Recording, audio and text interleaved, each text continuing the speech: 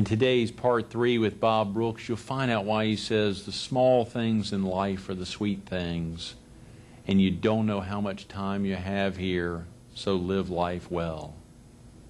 Coming up next on Carolina People.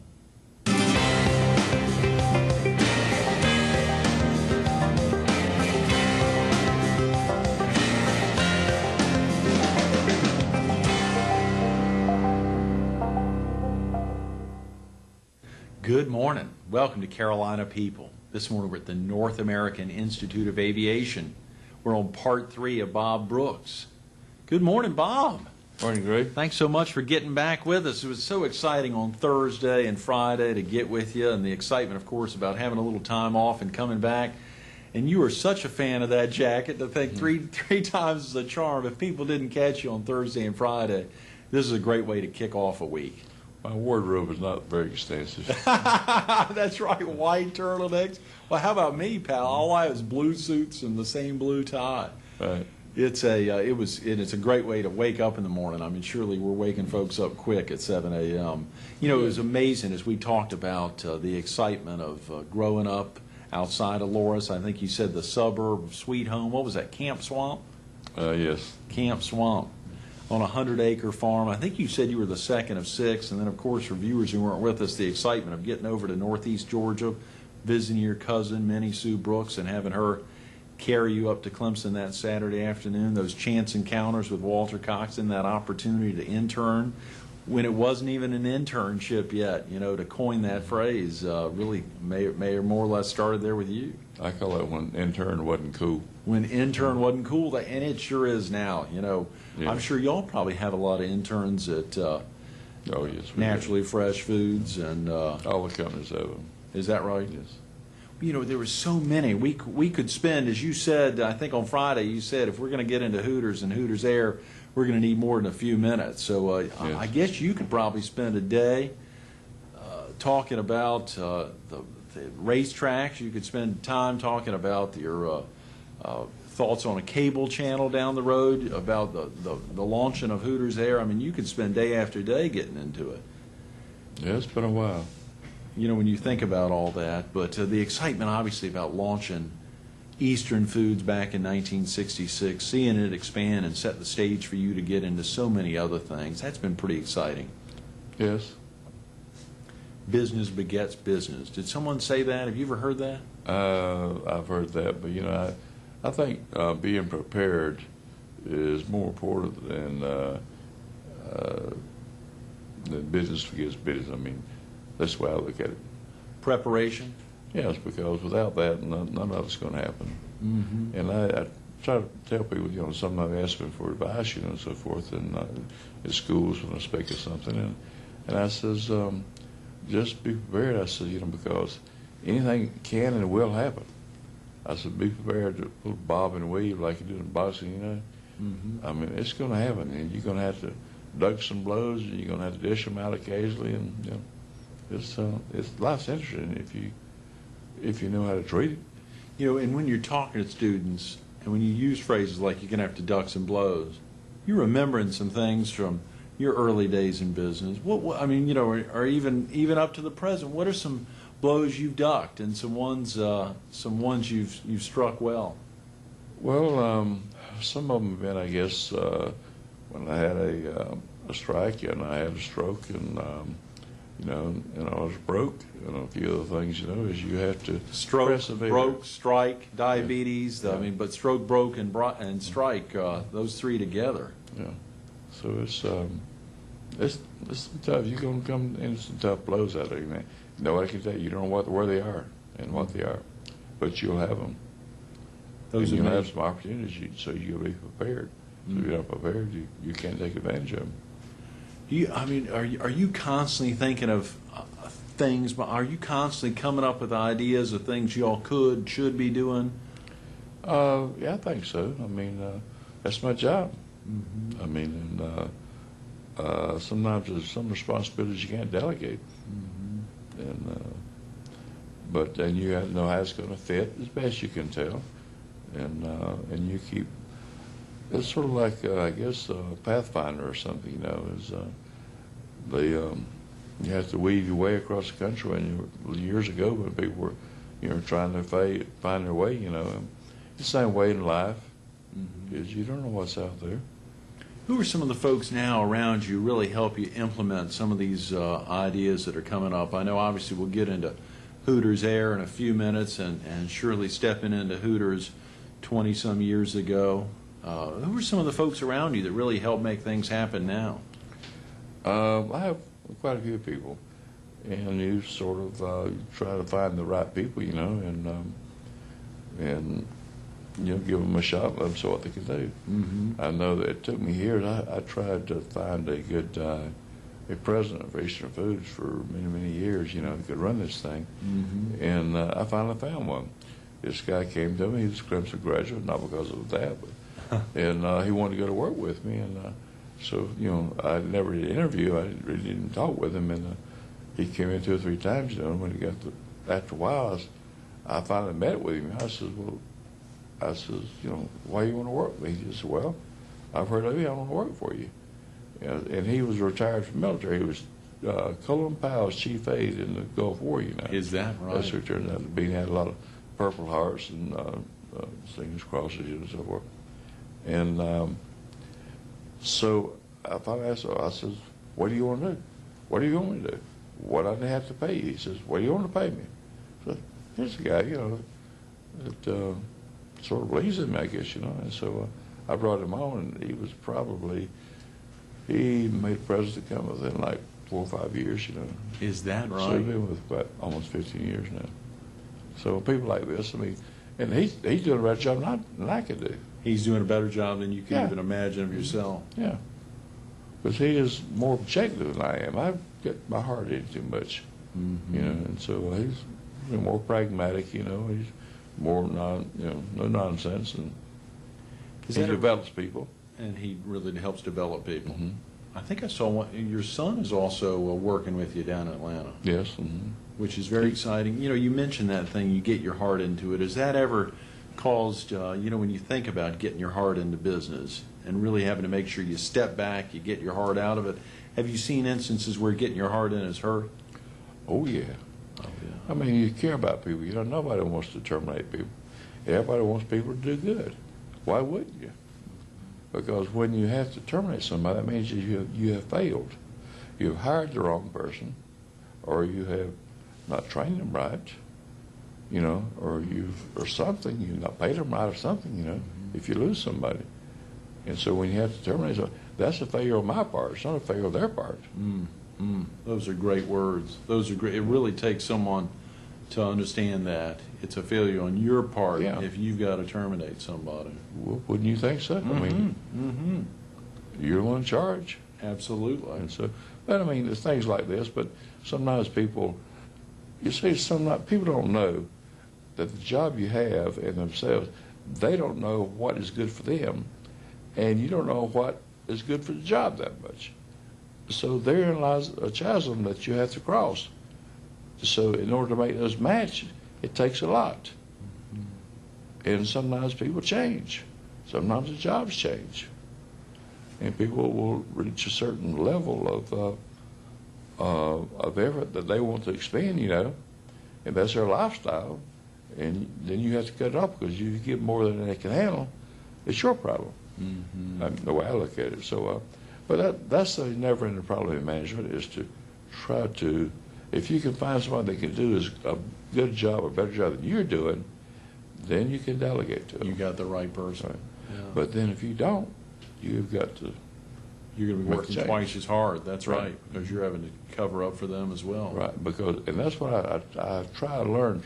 I never try to change anybody, because you can't change them. Trust me, you don't change people. As much as you want to, and you want to help them, so you can't do that. That's something you don't even try, because you'll have a stroke. You'll have a stroke. Yeah. That's what I tried to do for years. I thought if I did all the things I should do, it just would happen, but it won't. So oftentimes you hear that phrase about people getting into relationships and they think, "Oh, I'll change that person. That they're good, but they could be better. I'll change them. I'll work on that." And even though my daughter's not yet old enough I see her looking up at me sometimes thinking, I bet she's thinking, he'll change. He's not doing it just right. But you're right, you just can't. So my daughter sort of reemphasized this when she was 2 years old. She was sitting up in her high chair, and I was trying to get her to eat something else. You know how parents do, eat something else. And she looked up and says, "Dad, you just don't understand." And she was right, you know. She didn't want any more, you know. Oh, yeah. So she was trying to tell me, you know, hey, wake up. Anyways, that's something. You're learning from Bonnie Bell every day.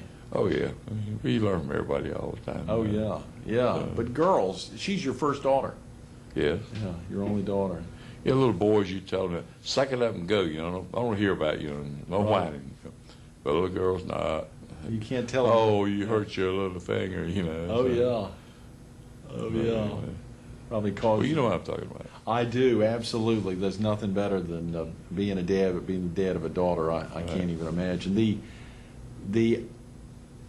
The jacket, is that Clemson orange or Hooters orange? Yes. Yeah, good answer. Good answer. You've been asked that many times before. Yes. Now, of course, when you took over, or when you actually got into Hooters, we want to hear the story. How'd you wind up with Hooters?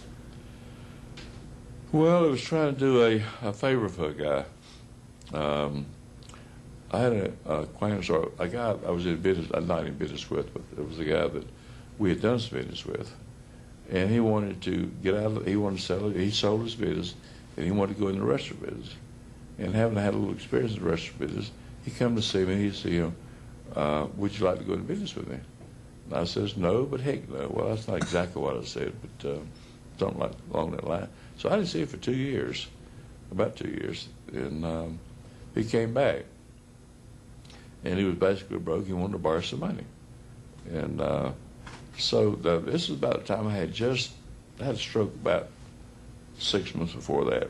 And I wasn't clicking on all cylinders. I just didn't want to be bothered, you know. Right. And I was of the mindset that, okay, if I can help you out, you know, I could afford to. So I loaned him about $50,000, you know. He had a little collateral and so forth. Mm-hmm. And he was going to do all these great things. He was going to save his concept. Wasn't this concept trying to be Hooters? I didn't know what Hooters was. I had no idea. And they didn't know the name of it. They didn't want to know the name of it.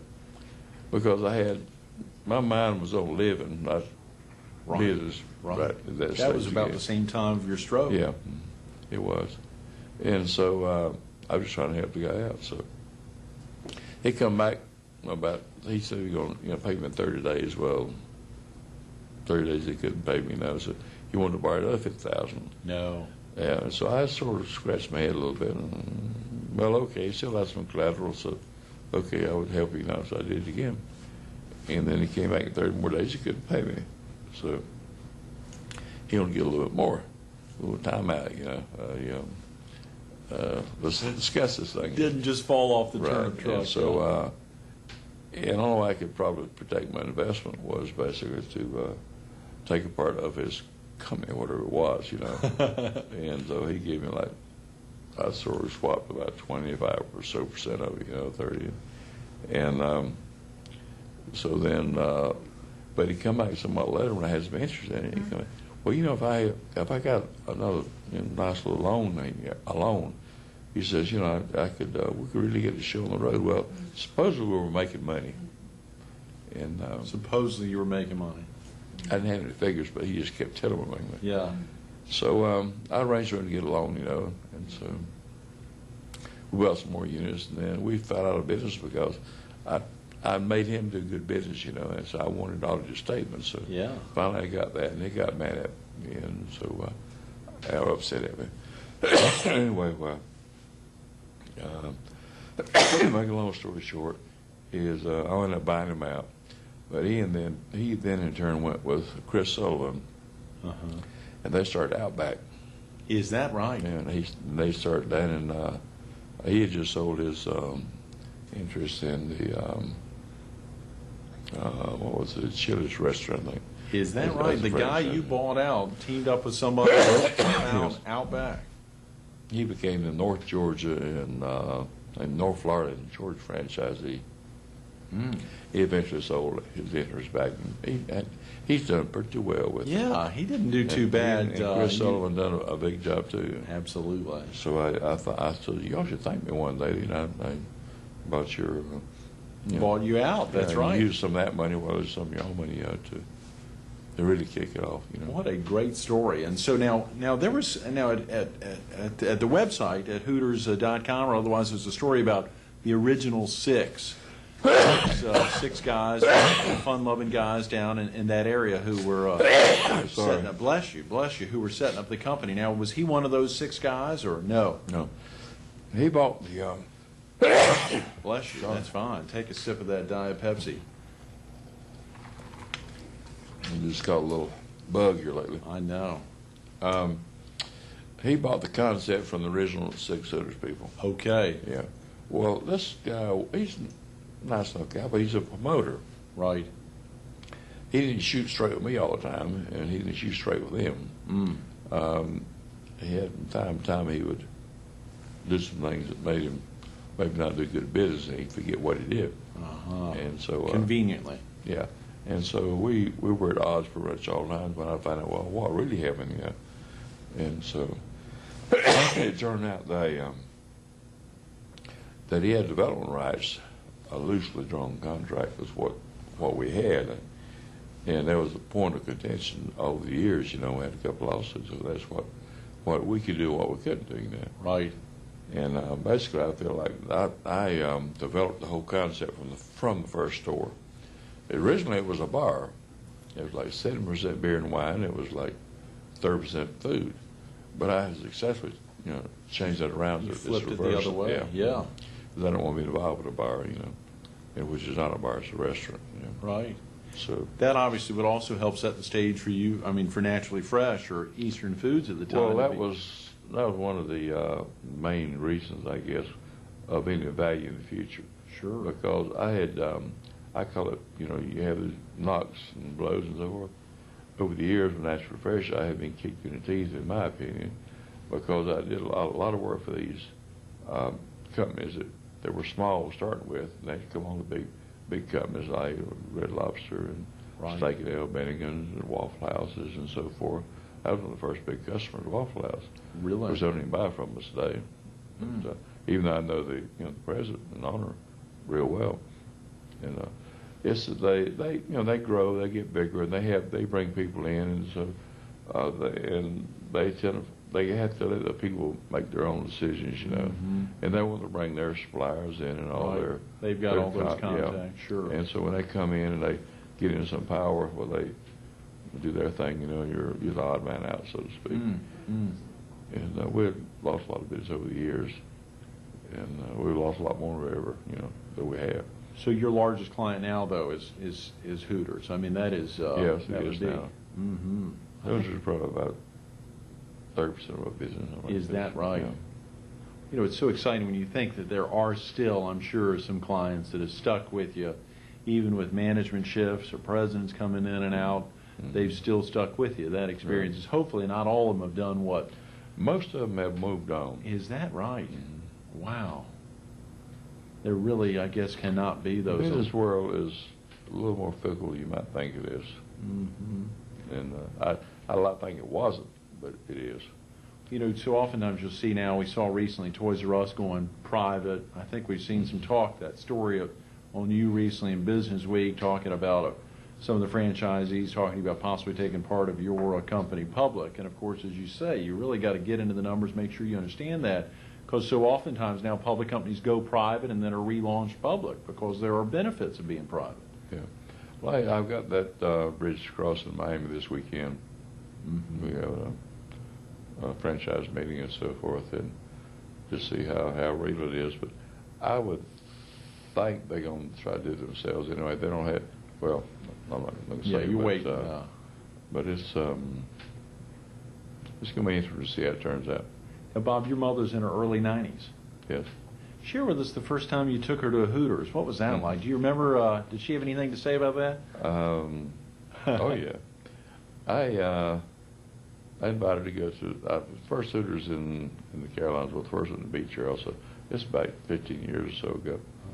And we went in, had a meal, come back out, and I said, well, Mom, I said, well, how'd you like it? And she said, well, son, I didn't know there's any place like that in the world. But she said she had a good time, and she's been back many times since then. So, do you get to spend much time with her, Bob? Probably more time than my wife likes. Is most Sundays, not most Sundays, but a lot of them I like to go out, to visit her because she won't be around, that much longer. But but it's my wife at that time would say, well, it's good that you can go out and relax, back to your home place and so forth. But it is. And it's great that Bonnie Bell's been able to get to know her as well. So it's good. I mean, it's like Sunday afternoon we'll go out there, and a lot of the other kids come around. They're all in the area. We talked a little about that, and I wrapped up on Friday talking about on Monday we would get into what would Robert Howell Brooks have done if in '66 he hadn't saved up enough money over the 5 or 6 years he was with that Philadelphia-based company. If he hadn't been able to save up that $10,000 to launch Eastern Foods and hadn't gotten a contract with Eastern Airlines and some of the others early on, what do you think you'd be doing now? Or can you imagine what the last 40 years would have been like? Well, we were talking previously about this question, and I told you this. I had never thought about what would happen. I honestly haven't. It's never crossed my mind about. But that's a good question. I don't know. I really don't. I mean, I have no idea.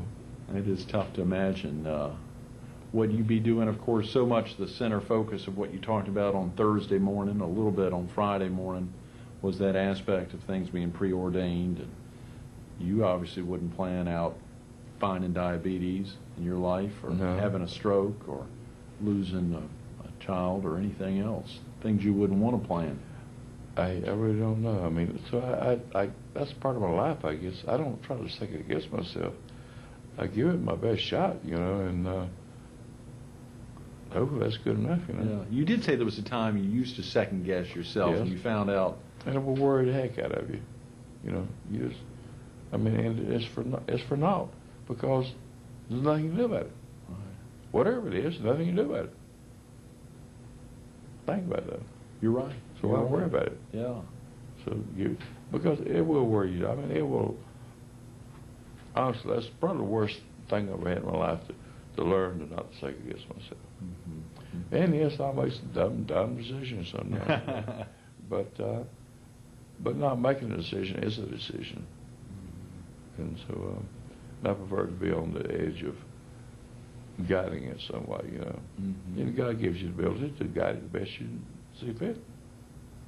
As you look back on your early life and you think about inspirations, and I know we came up with a lot of names, and obviously Mary Bell and Gerald, your parents, and the excitement of being one of 6 children, and surely influences of your brothers and sisters and others. And I think you said you had to have a preacher and your principal write recommendations for you to get that scholarship. There are a lot of early inspirations. Can you think back to those days and really put a finger on who would be the biggest inspiration?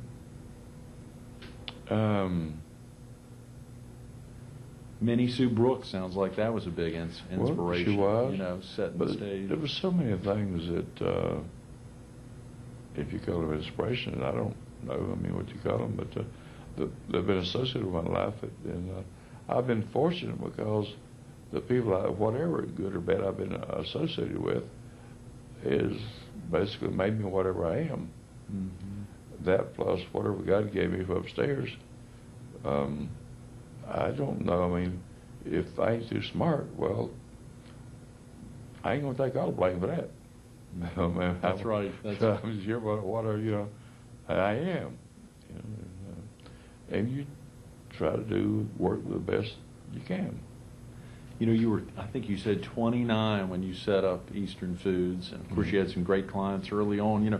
When you think about your daughter now, who just turned 6 last week, when she's that age, are there thoughts that you want to make sure things she thinks about Daddy, or just things you want her to be when she's at the age that you were kicking off your company? You know, it's, I don't know, you can philosophize all day long, I guess, but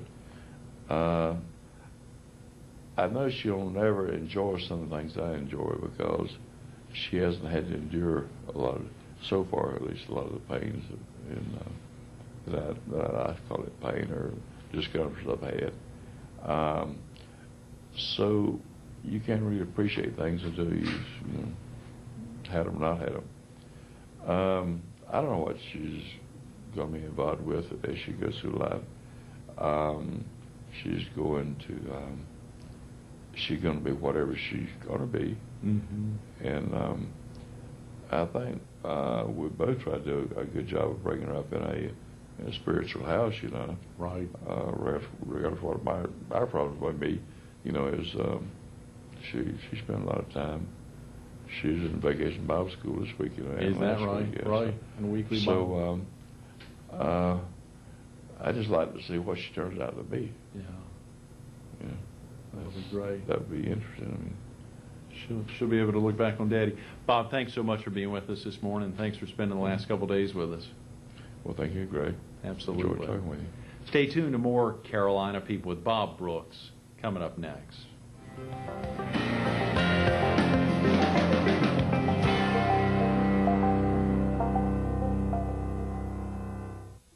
You arrived at Clemson on that Saturday afternoon with Minnie Sue. The excitement there of arriving with a picnic lunch, high school tran trip, maybe a buck or two, accidentally bumping into Dean Cox and having that opportunity to get the scholarship. You think about experiences like that. You think about bussing tables in the cafeteria, changing majors 5 or 6 times during college. But you think back earlier days, that picture on the wall in his office of he and his brother out there with a plow, thinking about making the fires at Sweet Home in the schoolhouse, having to get up early in the morning before the other kids get there to school. Early inspirations, early things in life that set the stage for you to do what you're going to do. Those inspirations have an impact on so many folks. They come in so many ways, so many different colors. They impacted him in many ways. They'll continue to impact him. He thinks about that preordained side. Can't change his life. It makes it a lot easier. Bob Brooks, part 3 was exciting. There's lots more to cover. We'll have to get him back another time, and you'll have to look for him on Carolina People.